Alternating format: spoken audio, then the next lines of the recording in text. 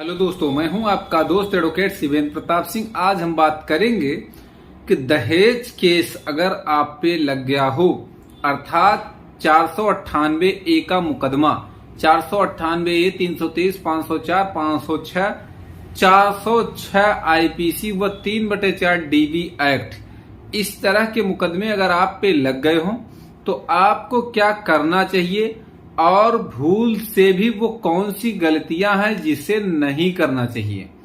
तो सबसे पहले आपको ये बताते चले कि राहत आपको कैसे मिलेगी। मान लेते हैं कि कुछ लोग होता है कि जो फर्जी हैं उन्हीं की मैं बात कर रहा हूं।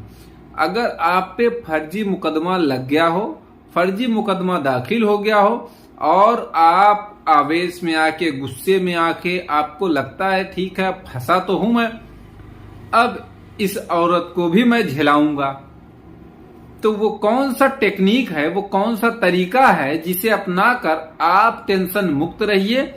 खुद ब खुद अगर औरत आपको फर्जी फंसाई है, अगर मुकदमा गलत पत्नी ने लगाया है या मुकदमे की मानसिकता उसकी ठीक नहीं है मुकदमा लगाने के लिए, तो वो खुद ब खुद आके अपने आप सरेंडर करेगी, समझौता करेगी, आपसे बातचीत शुरू कर देगी।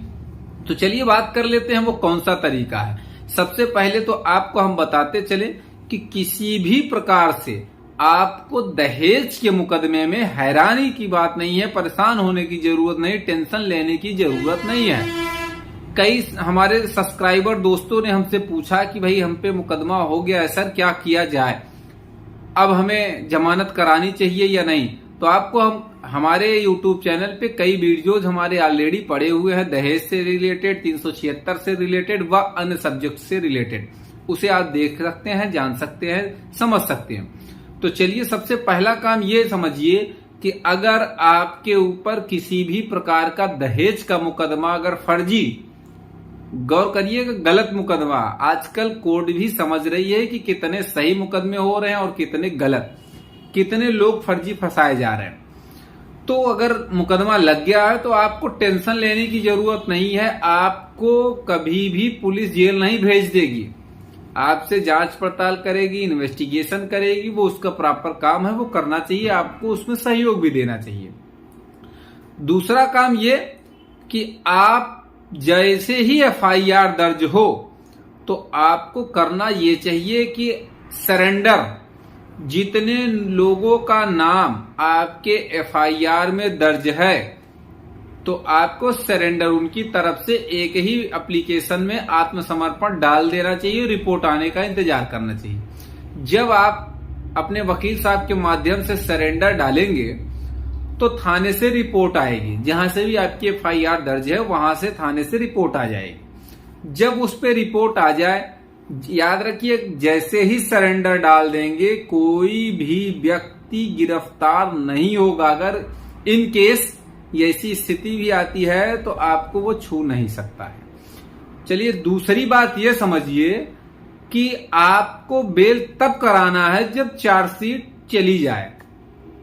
अब चार्जशीट चली जाए तो आपके पास सम्मन आएगा, BW आएगा, NBW आएगा, तब जाके 82-83 की कार्रवाई होती है। अब यहाँ पे लोगों का ये प्रश्न होता है कि हम करें क्या कि जिससे मुकदमा लंबा चले। तो चलिए सबसे पहली कंडीशन आपको हैरानी वाली बता देते हैं कि किस तरह से आप अपनी पत्नी को परेशान कर सकते हैं। देखिए अगर कोई फर्जी मुकदमा इसलिए करता है ताकि उससे पैसे का दोहन, आजकल तमाम लालची प्रवृत्ति के ससुर नहीं वो असुर हैं, उन्हें ससुर तो बिल्कुल कहा ही नहीं जा सकता है।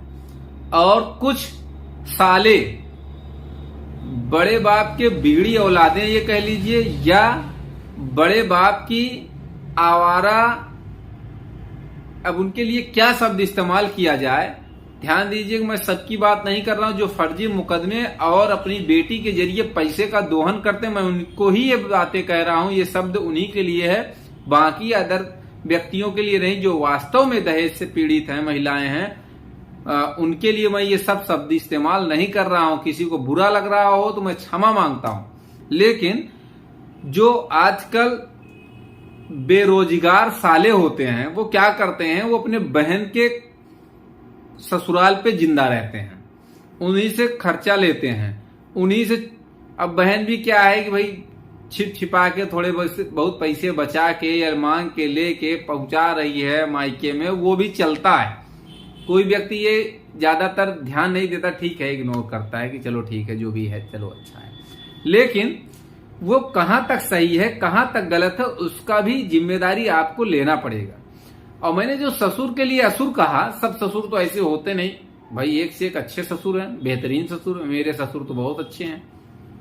तो कहने का ये मतलब है कि कुछ लोगों, जो असुर मैं कह रहा हूं इसलिए, ससुर लोगों को ये नहीं समझ में आता है कि भाई बेटी का मेरे जीवन कहां जा रहा है, किस नर्क में जा रहा है। बेटी को जो सुख मिलना चाहिए, वास्तविक सुख परिवार में, वो मिलता है या नहीं, बस ये ध्यान देना। उसको मारा पीटा नहीं जा रहा है, दामाद आपका दारू नहीं पी रहा है, सिगरेट नहीं पी रहा है? तो माने कौन सा वो अवगुण आ गया भैया? अगर अवगुण आ भी गया है तो उसको बैठ के सोचा जा सकता, डिस्कशन किया जा सकता, अंत में होगा यही। ध्यान रखिए, दहेज के मुकदमा करने वाले, लड़ने वाले, फंसने वाले, फंसाने वाले, सबको ध्यान देने की जरूरत है यहाँ पे। अंत में आपको वही करना है, समझौता, चाहे यहां करिए चाहे कोर्ट में, करना है आपको समझौता है। तो कहने का मतलब जो चीजें करना वही काम है, तो भाई क्यों वही मुकदमेबाजी के चक्कर में पैसा बर्बाद कर रहे हो? चलिए, तो मैं बात कर रहा था कि कैसे लंबा मुकदमा चलाया जाए।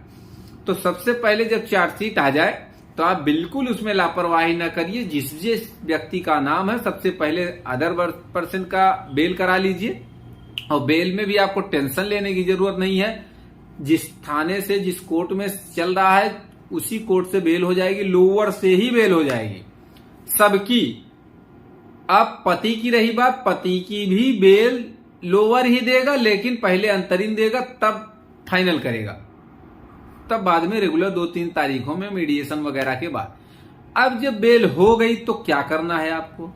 जब बेल हो गई, तारीखें शुरू हो गई, आप कभी जाइए कभी नहीं जाइए, हाजिरी माफी देते रहिए, चलता रहेगा ऐसे।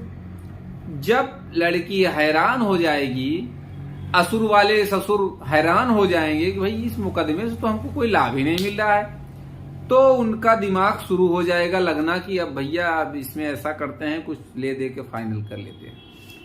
तो बात वहीं आ गई फिर लेने की देने की।